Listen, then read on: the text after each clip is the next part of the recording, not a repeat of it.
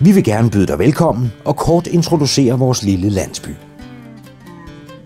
I Brændstrup er vi stolte af, at vi nærmest lever ude i naturen. Der er park og sø, og derudover er der et rigt foreningsliv med 9 foreninger, og der er lidt for enhver smag. Det er vidt forskellige foreninger, som vi har. Det er sådan lige fra rideklubben og det er hjemstavnsforening, så er det boldklubben. Vi mangler dog de unge til at spille, men de gamle de begynder at spille petanque. Så har vi for den kristne del, der har vi også Luthers Mission, som både byder ind med en frimenighed, men også en kreds, hvor man samles i byen til forskellige arrangementer. Vi har vores forsamlingshus. Forsamlingshuset er et aktivt drevet udlejningssted med over 100 udlejninger om året og moderne faciliteter. Forsamlingshuset er samlingssted for mange af byens foreninger og festlige arrangementer.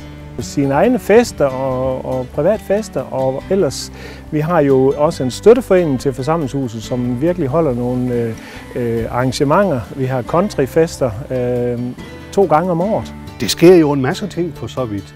Det sker jo ikke noget af det, som sker i en storby. Det er jo forskellen fra en landsby og så til en storby. Vi har ingen diskoteker, vi har ingen caféer, men det savner vi for så vidt heller ikke, for vi har jo for så vidt hinanden og oplever et fællesskab. Man kommer måske tættere på de mennesker, som man sådan er sammen med, fordi det kun er dem, man sådan kan være sammen med. Så man får måske et tættere forhold til nogle mennesker. Og så er det også bare dejligt at kunne nyde naturen på en eller anden måde. Brændstrup har et byforskønnelsesudvalg, der gør noget for at holde byen pæn. Hvert år uddeles blandt andet en forskønnelsespris til et hus i eller omkring Brændstrup. Der er 2 parker i Brændstrup. En ældre, hvor der afholdes Sankt Hans fest, og en ny i forbindelse med en regnvandssø. Målet er at skabe en sammenhæng i området mellem søerne og den gamle jernbanesti.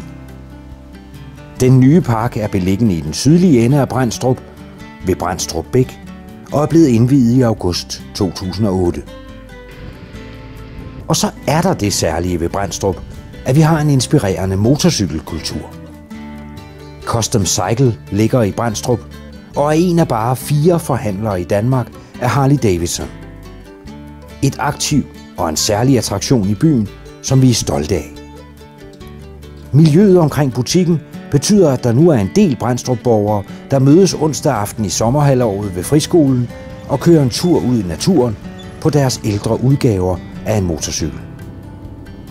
Vi vil gerne, at borgere i Brændstrup engagerer sig i byen, og det kan man blandt andet gøre gennem foreningslivet, så det vil vi indbyde til. Vi tror nemlig på, at man herigennem får en god tilknytning til byen. Vi prøver at arrangere forskelligt. Når man bor herude på landet, jamen så er det ikke sådan, at kommunen de kommer og arrangerer for os. Så er det os selv, der tager initiativet og gør nogle ting. Jamen, der kan vi tage på en gåtur sammen. Vi kan have noget fællesspisning. Vi har en familie, der er sammen. Ja, på den måde kan vi sige, der fester vi sammen. Der er gode offentlige transportmuligheder til Rødding, Gram, Kolding, Vejen og Haderslev. Busserne kører ofte gennem Brændstrup. Det er billigt at bo her. Man kan jo købe et hus her for 6, 7, 800.000. Et vældig godt hus. Og komme til at sidde for godt 3.000 per måned. Det er ikke mange steder, man kan det. Og vi ligger jo ved gennemfartsvejen der. Vi har jo landevej her. Her er busforbindelse. Så hvis man vil have en rolig og stille tilværelse, så er Brændstrup et af de gode steder. I Danmark er vi privilegerede ved at have mulighed for at drive frie skoler som alternativ til folkeskolen. Det giver forældrene mulighed for at vælge en holdningsskole, en skole med et formuleret grundlag. En sådan skole er Brændstrup Kristne Friskole. En skole med et kristent grundlag, som undervisningen bygger på og som præger skolens hverdag. Skolen er en lille skole med et overskueligt og trygt miljø, hvor der er bedre tid til den enkelte elev. Ved skolen ligger legepladsen, der bruges af byens børn, og som er totalt renoveret med nye spændende redskaber og klatrestativer. Byen har stået sammen om at sponsorere legeredskaberne. For eksempel da jeg var lille, så var det jo meget, at så kunne jeg jo få lov at selv rende rundt i byen. Fordi at man kender alle, og at man kan få lov at rende rundt og bygge huler. Når der er en skov og nogle træer og et krat ved siden af, i stedet for at man skal sidde op på sit værelse i en lille lejlighed. Vi har altid bare kunne rende rundt her i byen og lege sammen. Vi har rullet rigtig meget på rulleskøjter også, fordi der kommer jo ikke så mange biler igennem sådan en lille by. Så Det har vi lavet meget sammen i hvert fald.